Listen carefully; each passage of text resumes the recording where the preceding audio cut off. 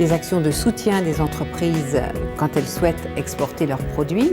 Donc nous les soutenons de diverses manières, soit en leur ouvrant des portes pour qu'elles rencontrent des agents qui peuvent éventuellement les représenter, effectuant constamment une veille économique pour connaître les secteurs dans lesquels il est nécessaire que nous fassions venir des sociétés puisqu'il y a des besoins qui se font sentir dans ces domaines.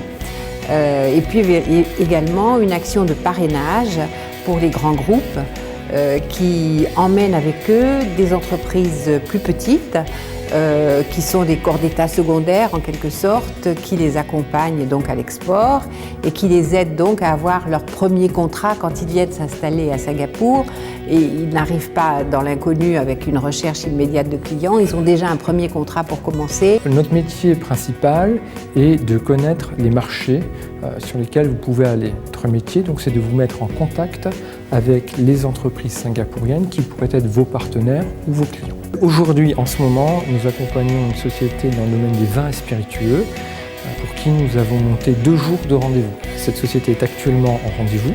Ce sera également rendez-vous demain, donc débriefing demain soir.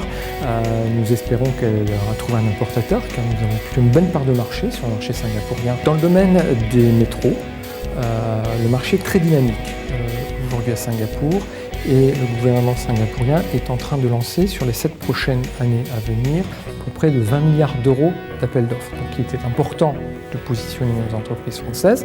Évidemment, les grandes sociétés françaises sont déjà là, et puis les sociétés un petit peu moins importantes, qui sont les fournisseurs de ces sociétés-là, peuvent également se positionner en direct sur ces appels d'offres.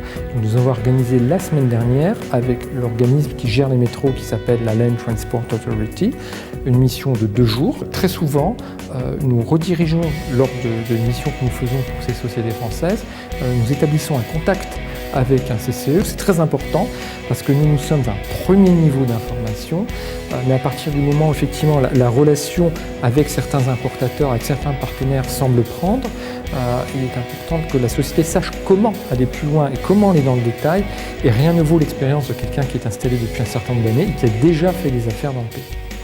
À la Chambre de commerce, tous les secteurs de l'industrie française sont représentés et toutes les grosses entreprises sont présentes à Singapour. Elles ont toutes, dans les années qui se sont écoulées, négocié de très gros contrats, qu'il s'agisse de la construction, de l'ingénierie, du luxe évidemment, de l'armement, des banques. Toutes ces entreprises sont présentes et sont très actives. Et puis, au-delà de ça, depuis 5 ans, il y a beaucoup d'entrepreneurs qui viennent à Singapour. On a maintenant 20% de nos membres qui sont qualifiés entrepreneurs, c'est-à-dire des gens qui ont 1 ou 2 employés, qui viennent s'installer, restaurants, avocats, consultants, dans les domaines de la communication, dans les domaines de l'informatique. On est là pour soutenir tous ces jeunes. Les petites entreprises sont présentes et moi j'ai fait en sorte, depuis que je suis président, que les PME participent plus à la vie de la Chambre. Ils sont sur le terrain, plus que nous dans les grosses boîtes.